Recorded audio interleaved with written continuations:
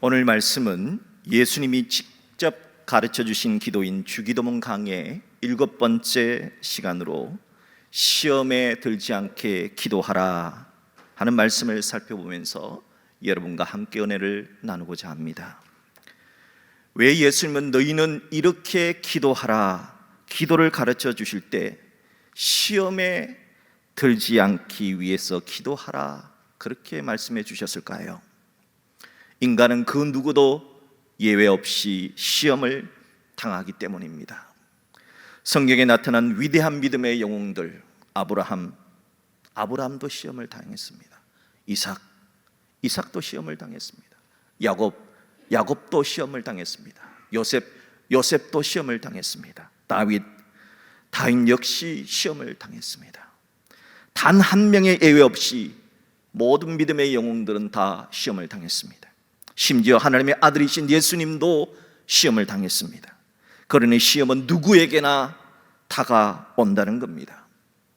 그리스 로마 신화에 나오는 인물 가운데 전쟁의 신 아킬레스가 나옵니다.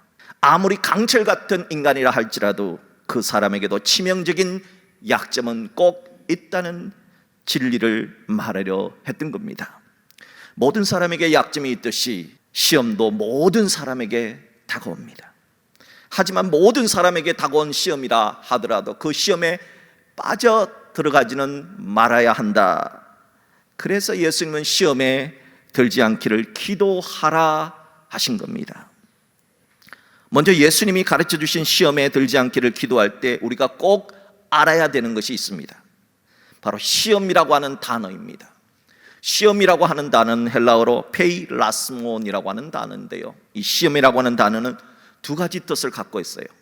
시험과 유혹이라고 하는 뜻을 동시에 갖고 있습니다. 우리 한글 성경에는 모두 다 시험과 유혹 둘 다를 시험으로 번역을 해 놓았습니다. 그래서 혼동이 될 때가 있어요. 그래서 성경에 시험이라고 하는 단어가 나오면은 이것이 시험으로 해석을 해야 맞는지 아니면은 유혹으로 해석을 하는 것이 맞는지 먼저 살펴볼 필요가 있습니다. 시험인지 유혹인지를 먼저 살펴봐야 하는 것은, 시험은 하나님이 하시지만 유혹은 하나님이 아니라 사탄이 유혹을 하는 짓이기 때문입니다. 창세기 22장 1절을 보십시오. 하나님이 믿음의 조상 아브라함을 시험하시려고 그를 부르시되, 아브라함을 시험한 분이 누구십니까? 하나님이라는 겁니다. 출애굽한 이스라엘 민족을 40년 동안 광야에서 시험한 분 역시 하나님이십니다. 그렇다면 하나님은 왜 하나님 백성들을 시험하신 걸까요? 신명기 8장 3절에 이렇게 말씀하십니다. 하나님이 시험하시는 이유, 너를 낮추시며 너를 줄이게 하시며 또 너도 알지 못하며 내 조상들도 알지 못하는 만나를 내게 먹이신 것은 사람이 떡으로만 사는 것이 아니요 여호와의 입에서 나오는 모든 말씀으로 사는 줄을 내가 알게 깨닫게 하려 하심이니라 했습니다.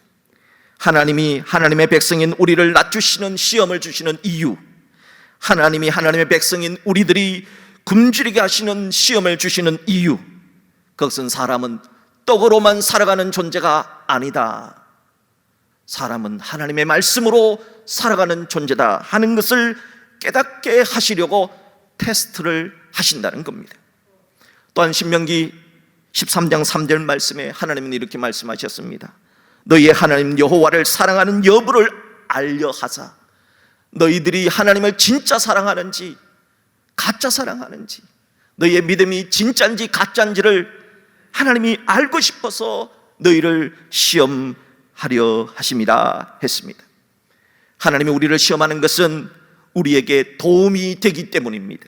경기를 앞둔 선수들이 테스트를 하고 여러분 훈련을 하는 이유는 우리에게 도움이 되기 때문에 하는 것과 동일합니다.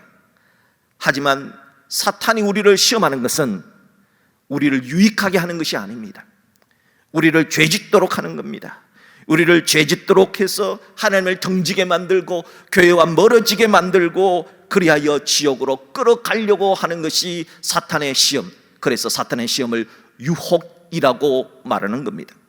그래서 오늘 주기도문에 나오는 예수님 말씀하신 시험에 들게 하지 말라는 기도는 사탄의 유혹으로 해석을 해야만 합니다.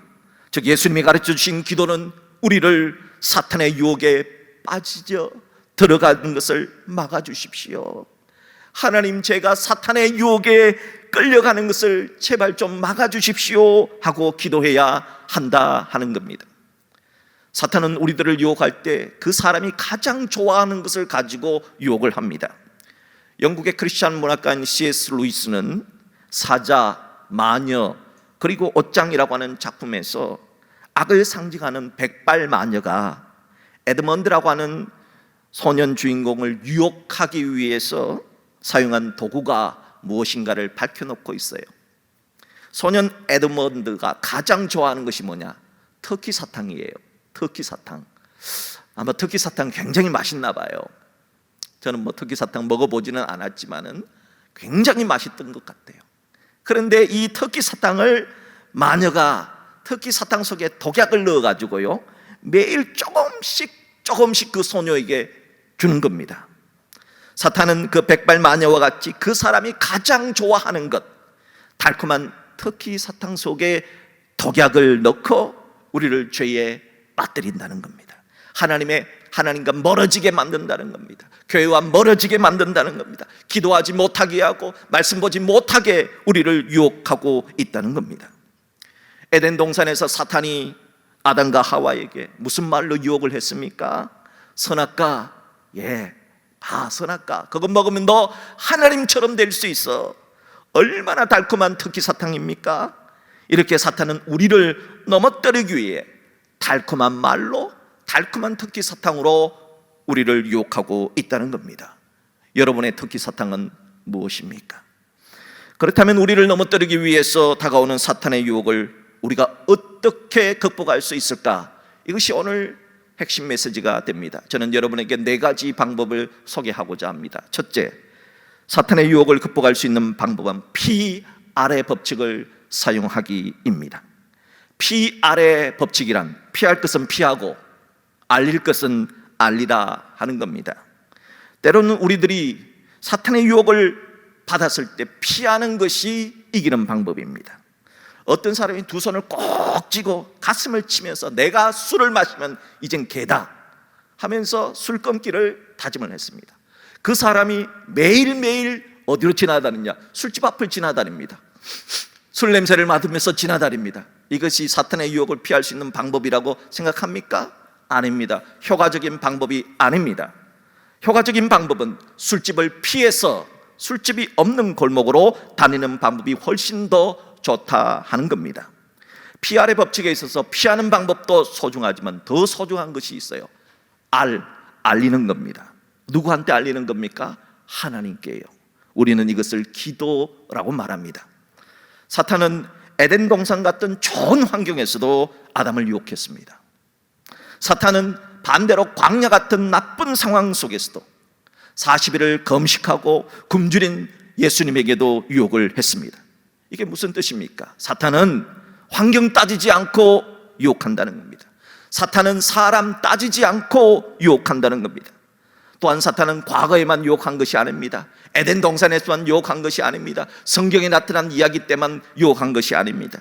주님 다시 오실 그날까지 성도들을 유혹합니다. 우리는 그 사악한 사탄의 유혹을 우리 자신만의 힘으로는 도저히 물리칠 수가 없습니다. 그래서 기도하는 겁니다. 그래서 예수님은 우리가 사탄의 유혹에 빠져버리는 것을 하나님 제발 좀 막아주십시오 라고 날마다 주기도문으로 기도하라 하신 것입니다. 하나님은 우리가 시험 당할 때 본체만차하고 멀리서 팔짱만 끼고 계신 분이 절대 아닙니다. 그러므로 하나님께 알리면, 하나님께 기도하면 하나님은 반드시 우리를 도우사 피할 길을 열어주셔서 사탄의 유혹에 빠져 들어가지 않게 해주신다 하는 것입니다. 존 버년이 쓴 철로 역정이라고 하는 이 책 속에 이런 이야기가 나옵니다. 크리스천이라고 하는 주인공이 멸망의 도시를 떠나서 좁은 문을 지나 좁은 길을 걸어서 천성에 향해 다름질하고 있었습니다.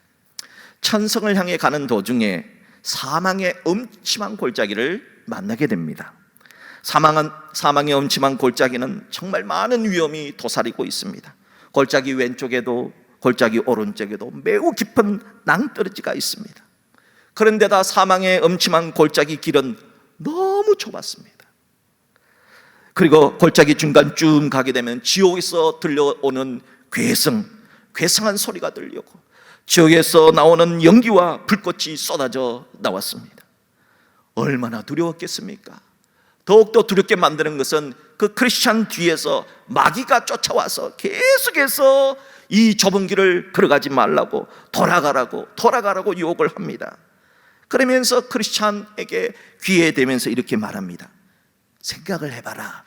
하나님이 계신다면 왜 이런 좁은 길로, 사망의 좁은 길로, 골짜기 길로 인도했겠느냐? 하나님이 계신다면 넓은 길로 인도하지 않느냐? 하면서 계속해서 돌아갈 것을 유혹합니다. 그때 크리스찬들은 두 길을 막아버립니다. 그리고 기도하기 시작합니다. 그러자 그토록 유혹했던 마귀가 사라지고 크리스찬은 그 사망의 음침한 골짜기를 지날 수 있게 되었다 하는 겁니다.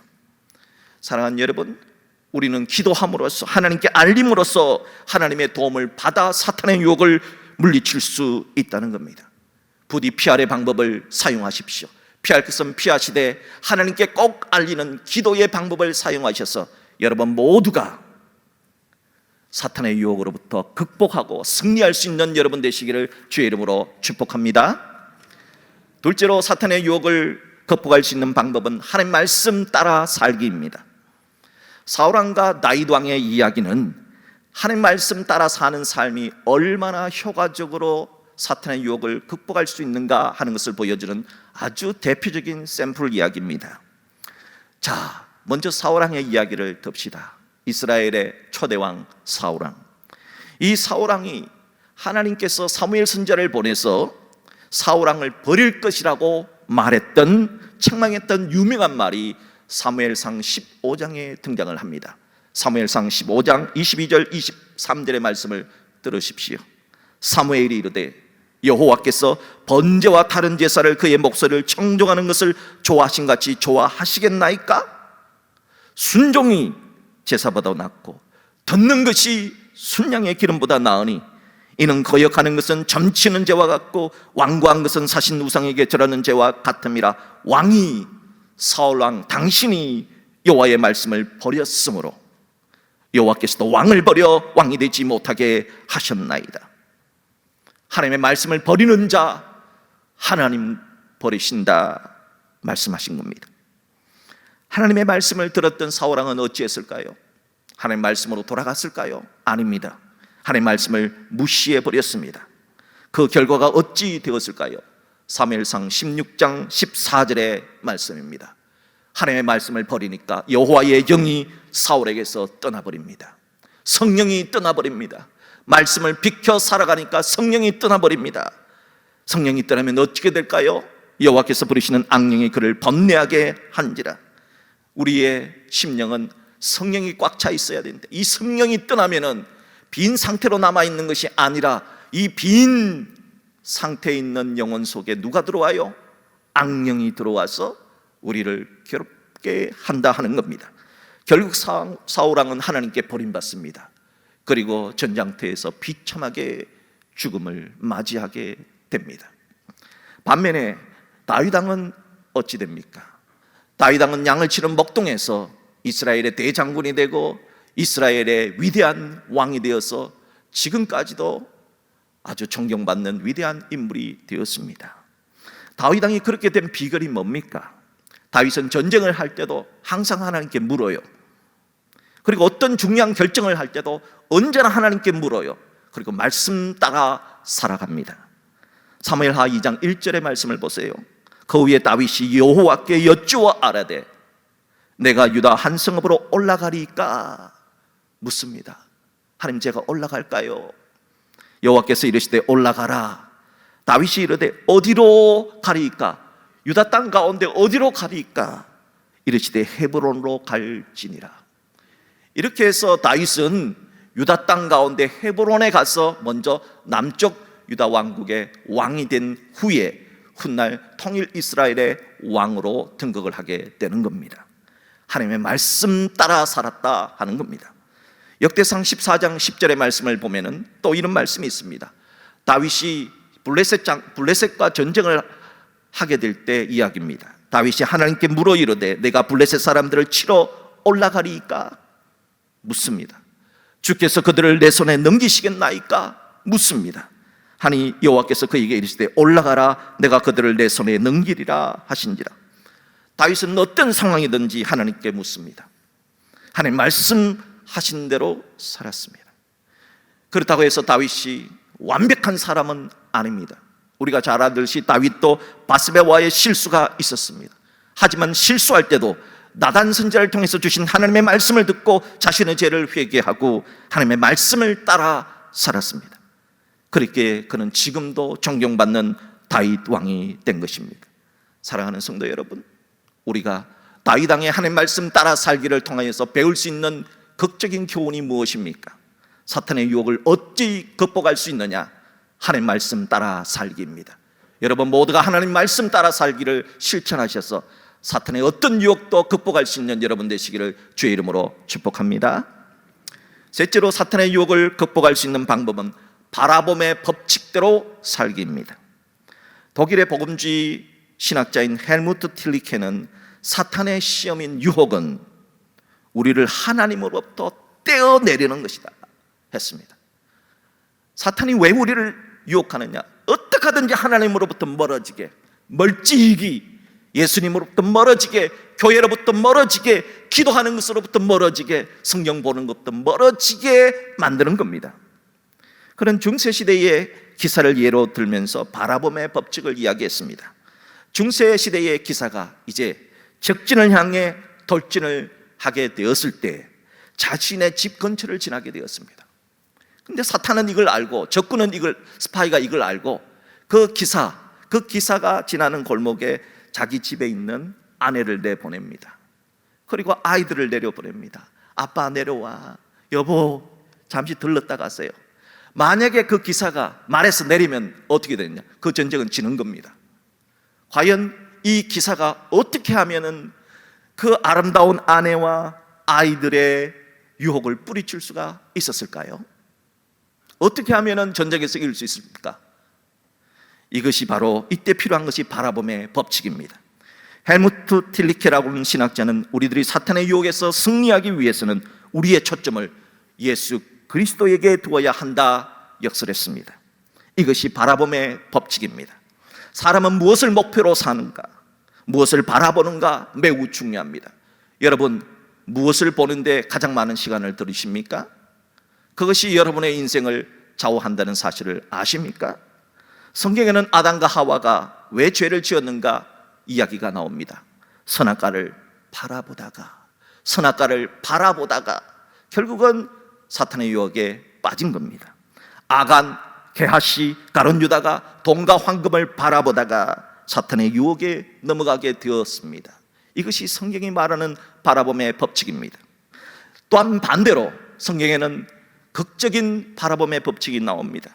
성경에는 민수기 보면은 불뱀에 물려 죽어가는 이스라엘 백성들이, 광야 백성들이 십자가를 상징하는 장대 위에 높이 달린 놋뱀을 바라보다가 죽음에서 낫게 되는 놀라운 치유의 역사가 있다는 겁니다. 또한 성경에는 예수의 십자가 우편에 달린 강도가 그 죽기 몇 분 전에 예수님을 바라보다가 지옥이 아닌 낙원에 이르게 되는 축복을 받았다는 기록이 되어져 있습니다. 성경이 무엇을 말하는 겁니까? 무엇을 바라보며 사는가? 그것이 바라봄의 법칙이다 하는 것입니다. 히브리서 12장 2절 3절의 말씀은 바라봄의 법칙을 가장 극명하게 드러낸 말씀입니다. 믿음의 주여 또 온전하게 하시는 이인 예수를 바라보자. 그리스도인들은 무엇을 바라보며 사는 사람들입니까? 예수를 바라보며 사는 자들임을 잊지 마십시오. 예수님은 어떻게 사셨습니까? 그는 그 앞에 있는 기쁨을 위하여 십자가를 참으셨습니다. 부끄러움을 개의치 아니하시더니 하나님 보좌 우편에 앉으셨느니라. 너희가 예수 믿는 너희가 피곤하여 낙심하지 않기 위하여 죄인들이 이같이 자기에게 거역한 일을 참으신 일을 생각하라. 예수를 생각하고 십자가를 생각하라 하셨습니다. 사랑하는 여러분, 각자마다 자기 몫에 태인 십자가가 있습니다.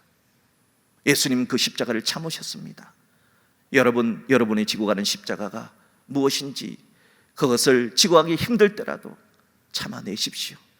그리고 십자가 넘어서 있는 천국의 영광을 바라보시고 십자가를 참아내서 예수님을 바라보고 승리하시는 여러분 되시기를 주의 이름으로 축복합니다. 이 바라봄의 법칙대로 살아가는 것이 바로 사탄의 유혹을 극복할 수 있는 최선의 방법입니다. 넷째로 사탄의 유혹을 극복하는 방법은 욕심 품지 않기입니다. 사탄이 인간을 유혹한다고 해서 모든 전적인 책임을 사탄에게 다 지우는 것은 잘못된 겁니다. 인간 아무런 책임이 없다고 말할 수 없습니다. 왜냐하면 유혹은 사탄이 하지만은 그 유혹을 받아들인 것은 인간의 욕심이기 때문입니다. 결국 합작품이란 뜻이지요. 야고보 사도가 전해주는 말씀을 들어보십시오. 야고보서 1장 14절 15절입니다. 오직 각 사람이 시험을 받는 것은, 여기서 말하는 야고보가 말하는 시험은 사탄의 유혹입니다. 유혹성의 시험. 오직 각 사람이 사탄의 유혹을 받는 것은, 왜 각 사람이 사탄의 유혹을 받는가요? 그 이유는 자기 욕심에 끌려 미혹됨이니 욕심 때문입니다. 탐욕 때문입니다. 러시아의 탐욕을 보십시오. 미얀마 군부의 탐욕을 보십시오. 탐욕 때문입니다. 욕심이 잉태한 적 죄를 낳고 그 죄가 장성한 적 사망을 낳느니라 했습니다. 분명 죄를 낳게 하고 사망으로 끌어들이는 유혹성의 시험은 사탄이 합니다. 하지만 그 사탄의 유혹에 손을 잡는 것, 사탄의 유혹을 받아들이는 것은 인간의 탐욕 때문임을 기억해야 합니다. 그러므로 우리들이 사탄의 유혹에 빠지지 않는 방법은 욕심 품지 않기입니다. 탐욕을 내려놓기입니다. 지금 있는 것을 소중하게 여기고 족한 줄로 아는 자족의 마음을 가져야 합니다. 여러분 모두에게 족한 줄로 아는 자족의 마음이 있기를 주의 이름으로 축복합니다. 바라기는 과도한 욕심 때문에, 탐욕 때문에 사탄의 유혹과 손잡지 않는 자족의 마음으로 우리 모두가 사탄의 유혹을 이겨내는 승리의 백성 될 수 있기를 주의 이름으로 축복합니다. 우리들은 지금까지 예수님께서 시험에 들지 않기 위해 기도하라 하신 말씀을 통해 모든 사람은 예외 없이 시험에 들 수 있다는 것을 살펴봤습니다. 그리고 특별히 시험 중에 사탄의 유혹성의 시험이 있는데, 사탄은 하나님을 아빠라고 부르는 사람들을 죄짓게 만들어서 어떻게 하든지 하나님과 등지게 만들고, 하나님과 멀어지게 만들고, 교회와 멀어지게 만들고, 기도하고 찬송하고 말씀 보는 것과 멀어지게 만들어 지옥으로 떨어지게 하려고 하는 유혹을 하고 있기 때문에 사탄의 유혹은 어떤 경우에라도 반드시 이겨내야 한다 하는 말씀을 살펴봤습니다. 그리고 사탄의 유혹을 극복하는 방법 4가지를 여러분에게 제시했습니다. 첫째, 피할 것은 피하고 하나님께 알릴 것은 알리는 피할의 법칙을 사용하라 했습니다. 둘째, 하나님 말씀 따라 살기, 다윗처럼 하나님 말씀에 순종하며 살아내는 겁니다. 세 번째, 히브리서 12장의 말씀처럼 바라봄의 법칙대로 살기입니다. 그리고 네 번째는 야고보 사도가 말해주는 것처럼 욕심, 탐욕을 품지 않고 자족의 마음으로 살아가기입니다. 부디 매일매일 주기도문으로 기도할 때마다 이 4가지 방법을 잘 실천하셔서 어떤 경우에라도 우리를 천국에서 끌어내리려고 하는 사탄의 유혹과 손잡지 마시고, 어떤 경우에도 사탄의 유혹에 끌려가지 않는 우리 모두가 되시는 천국의 백성 될 수 있는 여러분 되시기를 주의 이름으로 축복합니다.